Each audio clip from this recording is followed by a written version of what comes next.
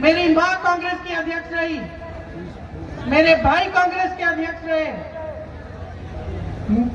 बड़े बड़े प्रधानमंत्री जैसे नेता मैंने खुद अपनी आंखों से देखा। गांव गांव में जाते थे, घर घर में जाते थे और गांव वाले टोकते थे, डांटते थे, सवाल पूछते थे और किसी पुलिस वाले की हिम्मत नहीं थी कि सवाल पूछते हुए जनता पर वो हाथ उठाए, वो लाठी उठाए। कोई प्रशासन ऐसा नहीं करता था कि आप प्रदर्शन करोगे, अपने अधिकार मांगोगे और आपको पीटा जाएगा। ये नहीं है इस देश की परंपरा, ये ना इस देश की परंपरा है, ना हमारे धर्म की परंपरा है। हमारे धर्म, हमारे देश की परंपरा ये है कि अपने अधिकारों के लिए लड़ो, अपनी धरती के लिए लड़ो, सरकार को जो करना है तुम्हारे लिए वो मांगो और हिम्मत से मांगो और चुप मत रहो। जब अन्याय को देखते हो तो उसको रोको, ये है हमारी परंपरा। और इसी परंपरा को निभाने के लिए, इसी परंपरा को निभाने के लिए मेरे भाई राहुल गांधी ने देश भर की भारत जोड़ो यात्रा की, उसके बाद न्याय यात्रा की, उसके बाद यहां बिहार में कौन सी यात्रा की? वोट चोरी की यात्रा की। आपके वोट को बचाने के लिए इन चोरों से जो आज इस स्तर पर आ गए हैं कि आपका वोट छीन रहे हैं, आपसे चोरी कर रहे हैं। 65 लाख वोट बिहार की जनता के कटे हैं, 65 लाख वोट। क्यों काट रहे हैं?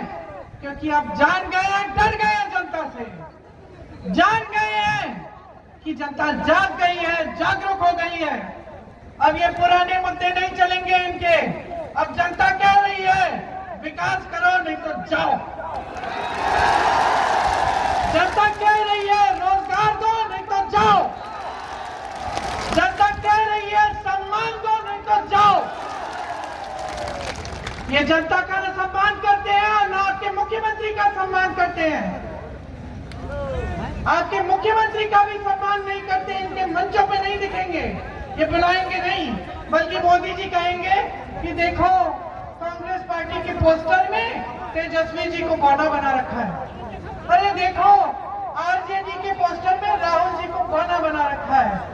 बताइए, ये देश के प्रधानमंत्री, इनके पास और कोई काम नहीं है कि दूसरों के पोस्टर देख रहे हैं इस तरह कि कौन बौना है कौन बड़ा है? बताइए। और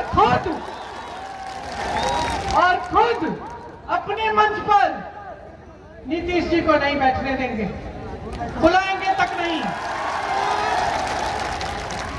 ये है हमारे आज देश के प्रधानमंत्री।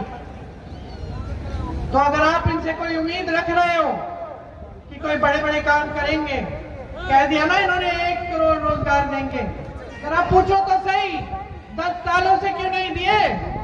पूछो तो सही। 2014 में या 19 में जब चुनाव था, बार बार इतने झूठे वादे करते हैं कि मुझे याद भी नहीं कि कौन से चुनाव में किया, लेकिन एक वादा किया था इन्होंने कि 2 करोड़ रोजगार देश भर में दिए जाएंगे। बताओ दिए? अगर दिए होते तो पलायन करना पड़ता, दूर किसी शहर में जाना पड़ता अपने परिवार को छोड़ के, जहां कोई अपना नहीं होता, कोई पूछने वाला नहीं होता, जो मजदूरी मिलती है ले लेते